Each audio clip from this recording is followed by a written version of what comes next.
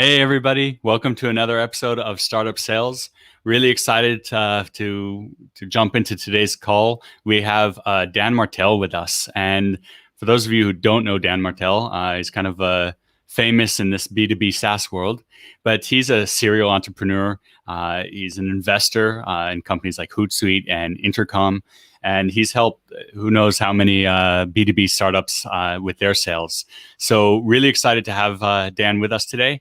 And let's get to today's episode. Startup Sales is a podcast about what it's really like to get a business off the ground. We talk with founders, CEOs, and sales VPs from the high-tech market. You'll learn how to build and scale a sales team.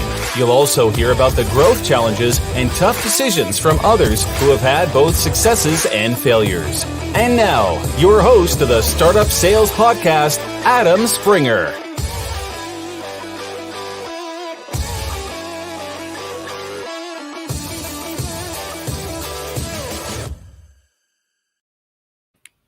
Dan, I can't help but to laugh. I see you dancing in the background.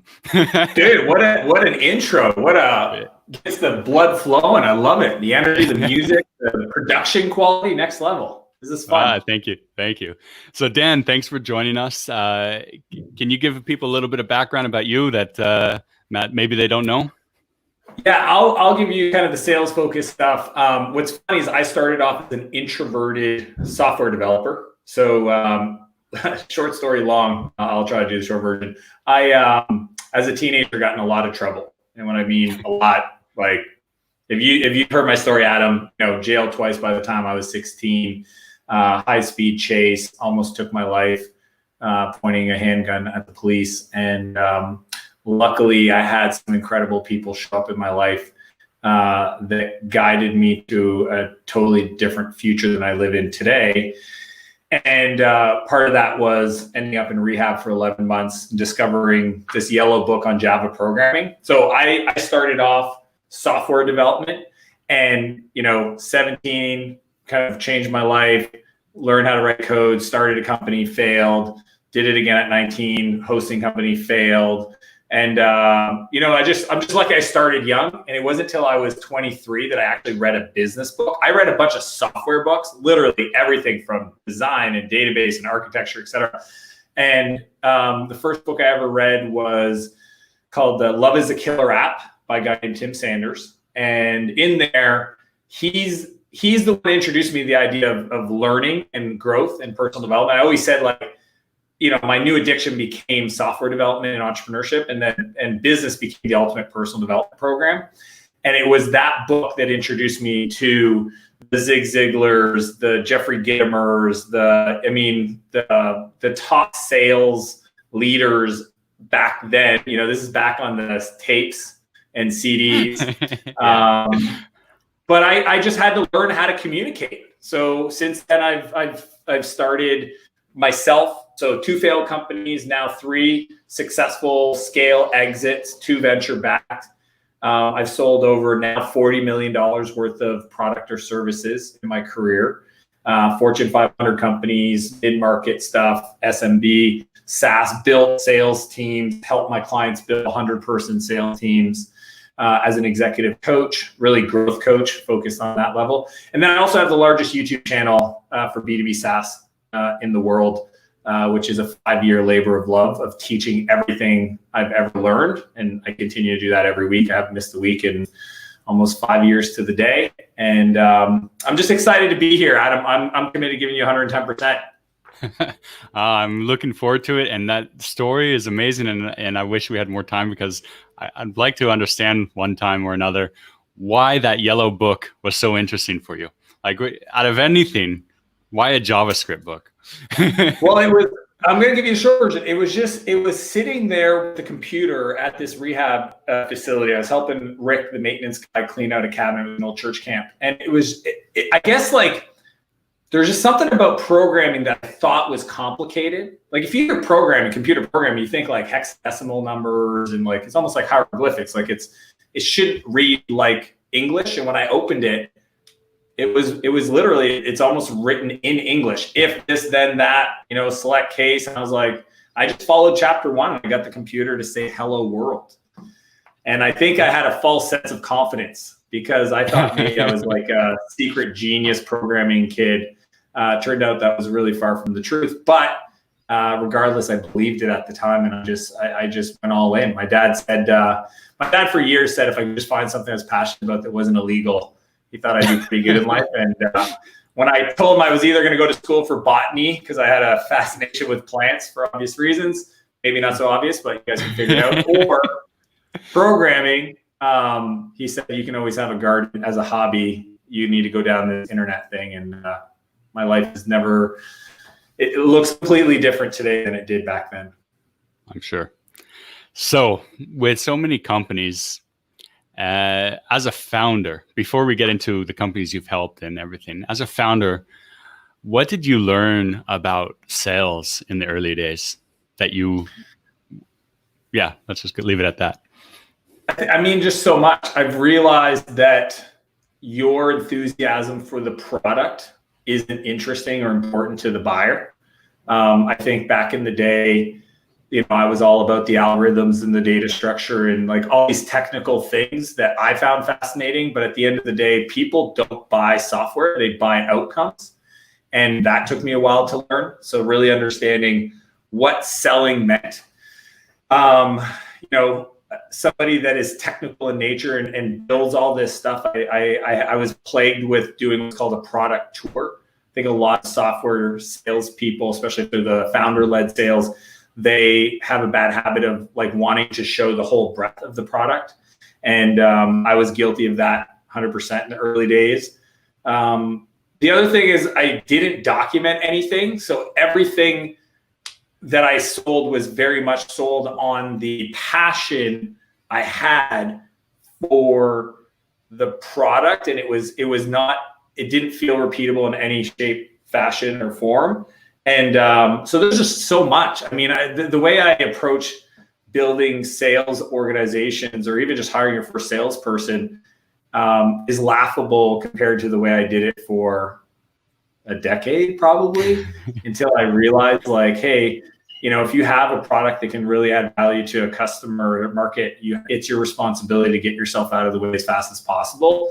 And those are some hard lessons to learn.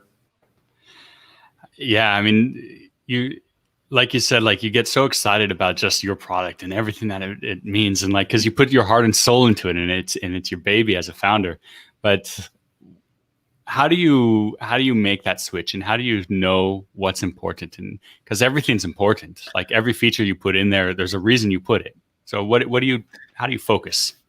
Yeah, I mean, I've got a whole framework called the Rocket Demo Builder that I teach people how to do product demos. Again, I coach exclusively B2B SaaS founders, and then their leadership team as a proxy of working with the founder.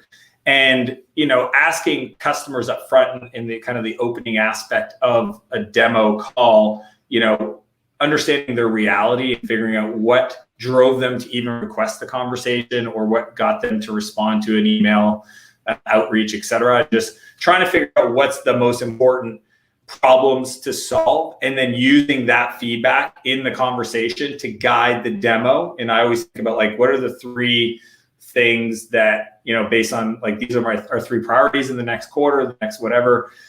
Here's how I'm going to unfold the product demo. I'm going to start with this. I always like to end on the biggest wow factor I can. I call dropping the mic moment, because humans have a bias for recency and primacy. So primacy is the first thing, and recency is the last thing, right? So it's interesting. There's a psychology around like if you go on a vacation and the first day is like super sunny, hot, amazing. It rains for 5 days, and then the last day is super sunny, that you will actually feel like that was a great vacation. Whereas it was the opposite. You would actually, because it's just the way our brains work. It's what's called the rule of three, because there's the beginning, the middle, and the end. That's just the way our minds work. So using that psychology to end the demo with the aha moment, I think is part of that.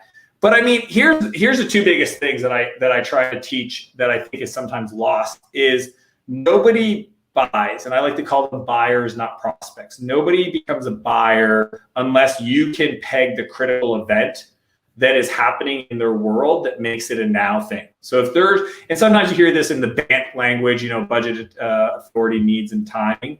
But I mean, to me, it's just critical event. If you can't figure out what's going on that makes this a now thing, then it's really tough. You'll have a lot of people that'll take the call, they'll ask for the proposal, and then they'll just ghost you or not follow up because there was no need, right? So that's one. And then the other thing that I think is required is emotional impact, right? What is the impact of that change to the person? Because like I said, people don't buy software. I think SaaS should be called software or success as a service. People don't buy the tool. They want the outcome. And if you can't connect the changes the product's gonna have, like what impact, and connect that emotionally. So like more time, more freedom, potentially looking good to their boss, getting a promotion, reducing the amount of customer complaints because there's less data entry or whatever issues you solve with your product. If you can't connect that to like an emotional level, it's not going to happen. And that's, to me, that's stretching the gap. It's figuring out like their old world is here. This new world is what they're after. And the more you can kind of connect them with that pain of today and the possibility of tomorrow, that's where the sale is made. Absolutely. I want to emphasize something that you mentioned, but you kept moving on. And I think it's so powerful, and I want to bring it up. You talked about first asking them questions and first talking to them and hey, why did you accept this demo today? And diving into there, I think that's so important and so forgotten by so many people. Yeah, I mean, so to me, there's two powerful questions anybody can ask in a sales conversation. It's why now? What makes this a now thing? And why me or us? Like, and here's why they're powerful. The why now allows them to sell you on why it's a now thing, right? So like me saying to Adam, like, hey, Adam, I'm just curious, what makes this a now interview for you? And saying nothing and being okay with the silence. Those people, professional salespeople, the sales made in the space. It's made in the silence. When we track, we use refract.ai, similar to Gong or Chorus.ai for sales.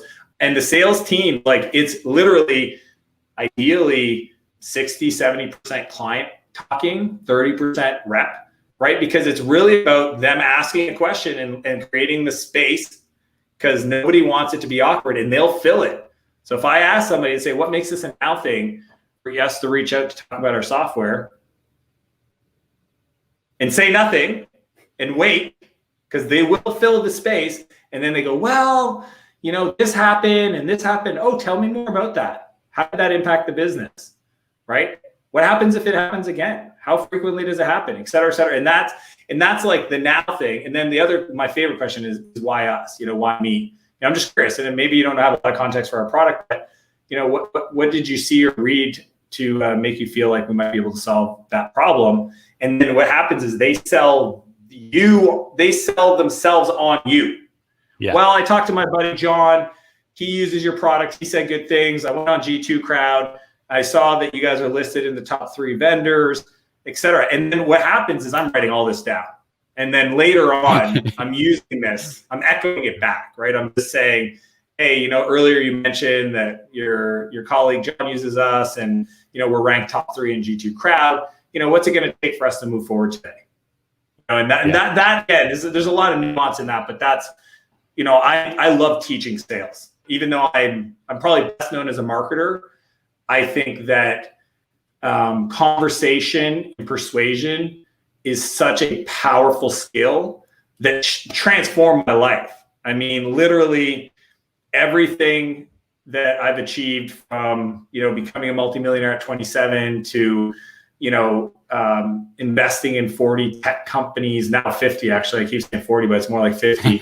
And building a life with my family that I wouldn't even have been able to dream back then that it could look like this, because I didn't understand the possibilities.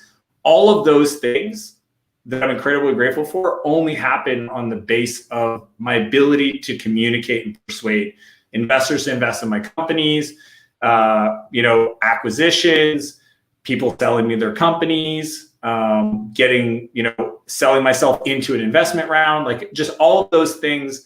These principles we talk about, Adam, they're universal. And I wish I could teach every person that, because to me, selling is not trying to convince somebody to buy something that they don't want. It's transferring enthusiasm for their possibility. And I just think that's fun, right? Like I get genuinely excited for the buyer because I know how dramatic their life is going to look different once we move forward. And my job is to just figure out, A, if it's a fit, and if it is, how do I help them get out of their own way, make the decision to move things forward? Because that's all that needs to happen.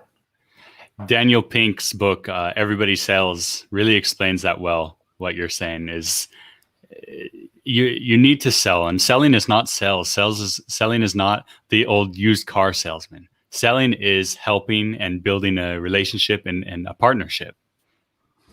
And that communication aspect is huge. Yeah, and there's like the misunderstandings for me is like, one, you should have people saying no. I'm a big fan of like, if you're not losing, 25, 30% of your deals, you're not charging enough for the value you're creating. So that's one. I think that's a big misunderstanding. People, I have clients that are like, yeah, we're winning. Our win rates are 90%. I'm like, that's bad. Why is that bad? Yeah, well, because if you look at just yield pricing, you should have less people saying yes, so that you put the price up by 40, 50%, and overall you'll yield a higher amount because it's value creation. You're capturing the value that you created. And then the other thing is my sales rep, if they're not saying no to 5%, 3 to 5% of opportunities, saying, hey, I really don't think that we can help you based on what you shared with me, I get really suspect and start auditing calls. Because especially with the feedback from our customer success team, that to me, you shouldn't be trying to sell everybody that gets on a call that has a heartbeat. It's not the right way to do it. And like you said, it's a partnership. So as long as they understand that account that you enrolled in the product is responsible for them in many ways. And I'm a big fan of attaching the customer health score. So, you can call it whatever, some data point that shows activation engagement to the sales rep's commission.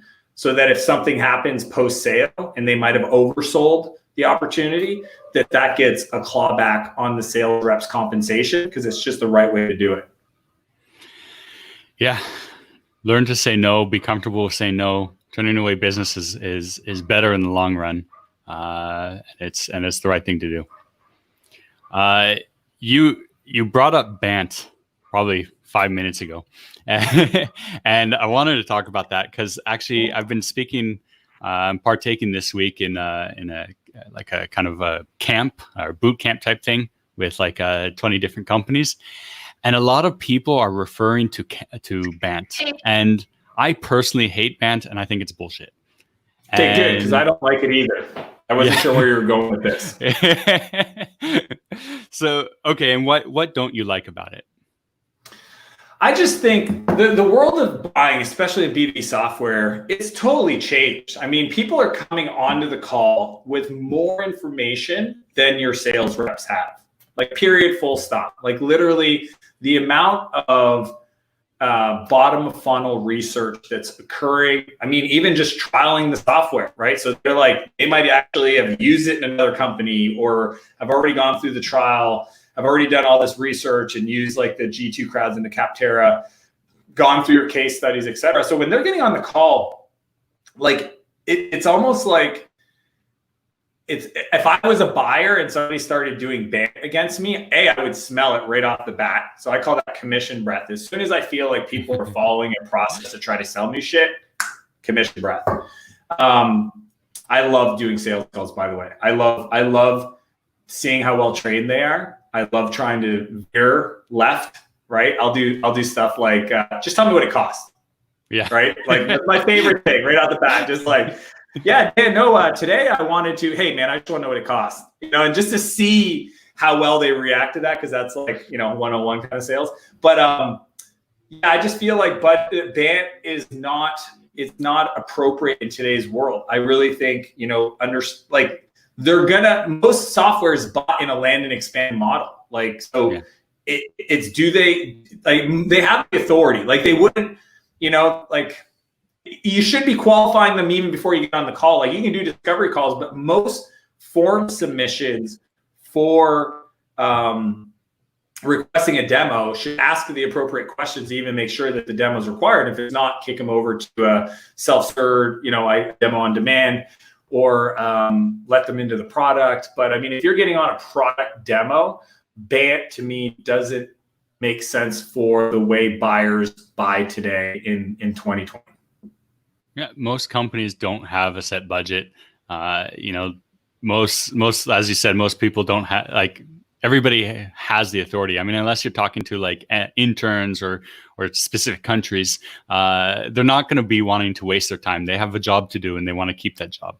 Nobody goes and has fun. Most companies, I think, like, I don't know you about Adam, I got like 250 different SaaS products that I pay for on a monthly basis.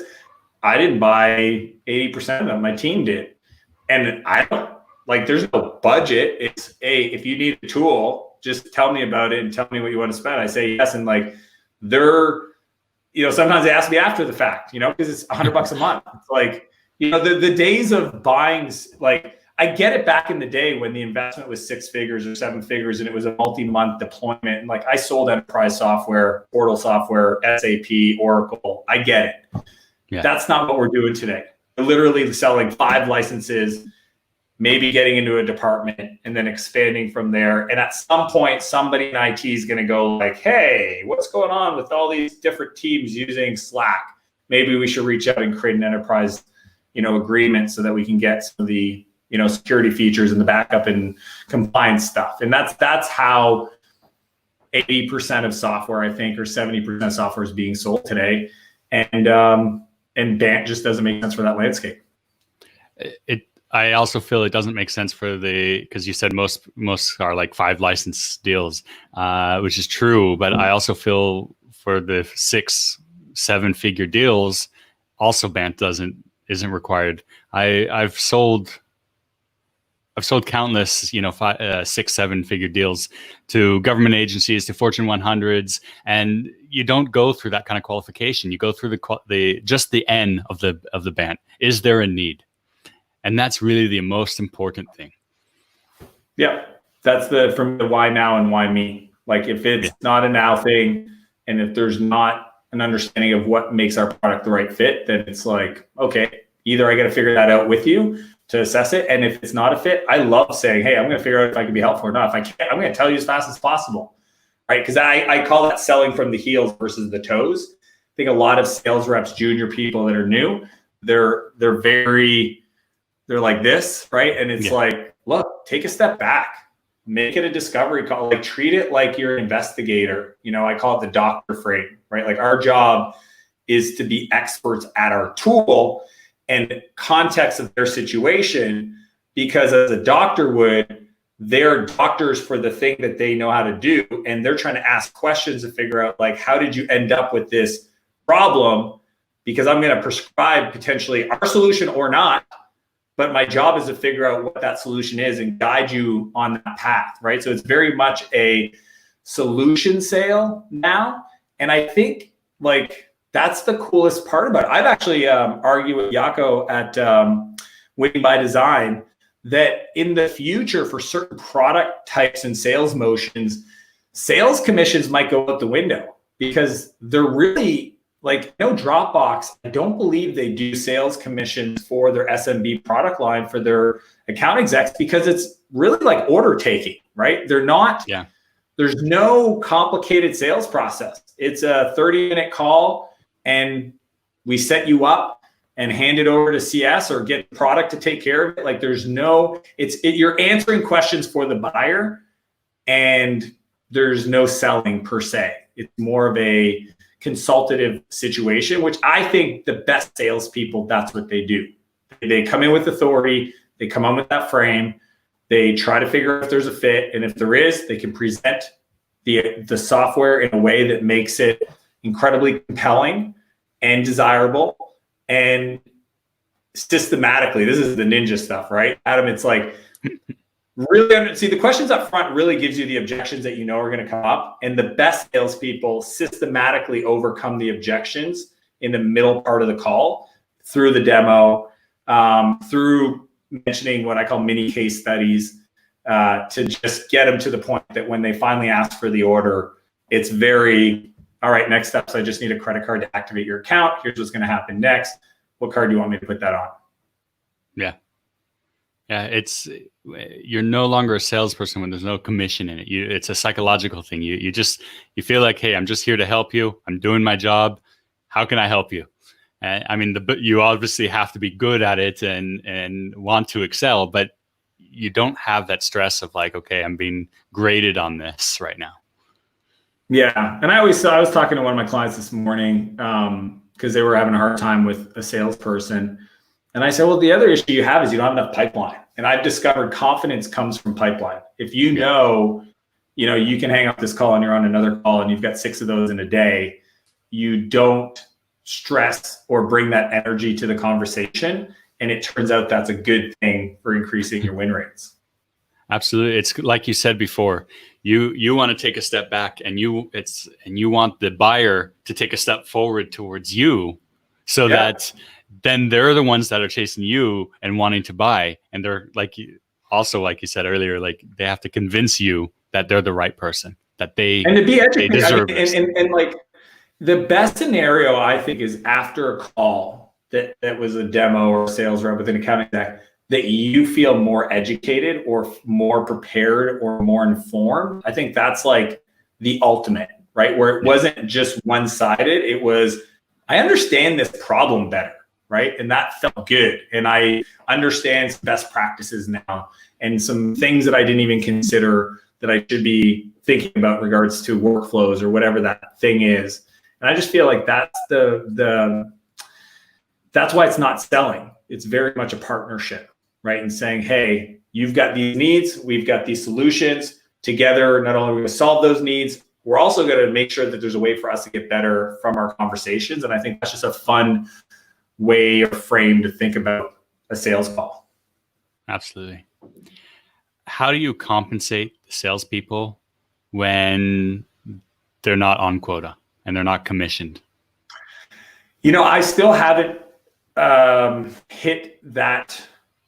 I talked to Jaco about doing that, but I've never not done it. So I've been in scenarios where there wasn't quota, but it was 100% commission. So it kind of self-regulated. If I had to think through that scenario, I think the biggest thing that would need to change is definitely kind of like peer best like leadership, like a leaderboard. So I think that humans, it's not like, gamify the enterprise. I'm not talking about, I'm just not literally saying like, I do a lot of training for an Ironman. So it's like, I naturally have that in this app called Strava, right? I've got all my friends and the leaderboards there and each route segments there. So you can so I just feel like if you added a bit more of that, plus the tool set for the call structure in regards to the refract.ai's of the world, allows you to have a different data point to look at the call narrative, to even say, okay, compared to my peers that are winning, I'm doing X more than the norm. How do I bring that down? Be more inquisitive, ask more questions, ask for these certain points. There's keywords you can set up in the call to listen for, make sure that they're triggered. And I just think it's just requires a bit more management. It starts to look more like customer success, right? Customer success already has that inherent, it's more about process and making sure that each stage of the process is followed and less about comping them for an outcome. Customer support would be the same thing. Engineering maybe in many ways would be the same way, where you're looking at defect rates or you're looking at velocity, which is kind of like parts of an overall process. And if those things are good, then we're good. So it's not necessarily about like you hitting quota. It's about, did you ask these 4 questions on the call? And there's automation now to find that out.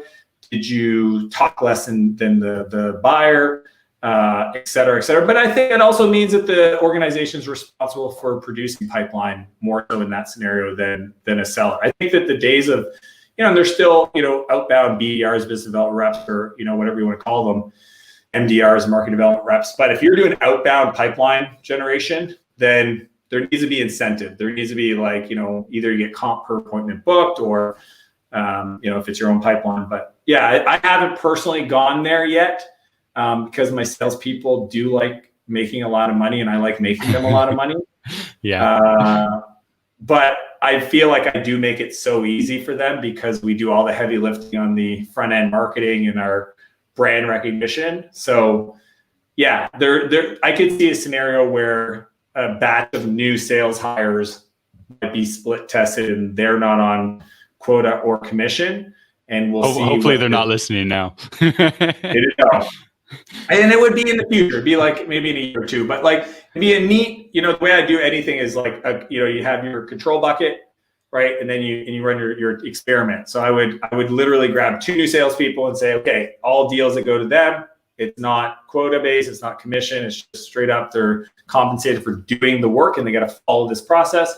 And we'd see what the lift difference was between the current set of sales professionals versus them and see what the delta would be. I mean, it'd be crazy if it was higher, right? And their salary was fixed. That would be crazy. My gut tells me it'd probably be a little lower because humans are humans. And, certain salespeople, that's the other thing is like I hire a lot of women. I hire non-traditional salespeople because I don't want, my buddy hired a sales guy named Chad, and I apologize for all the Chads listening, but you know what I mean? Like, I don't want a Chad. I don't want, Chad coming in and trying to be Mr. Rico Suave and just like commission breath at the friggin' yin yang. So yeah, I haven't done it yet, but I'm excited to try in the future. Wow, I would really be interested in to see how that goes. And I have clients. I have probably a dozen clients that have salespeople that are on salary. They don't have 2 salespeople on salary, so that's the delta. I think it's just one of those things where, hey, you should do sales, and it's like they never asked about commission. So I'm not sure it could be a repeatable, scalable process yet for them. But I do have a dozen clients that I coach that have a sales guy that's just making like 90, 120 grand a year kind of thing. Do you think though that the experienced salespeople would want to go for that way?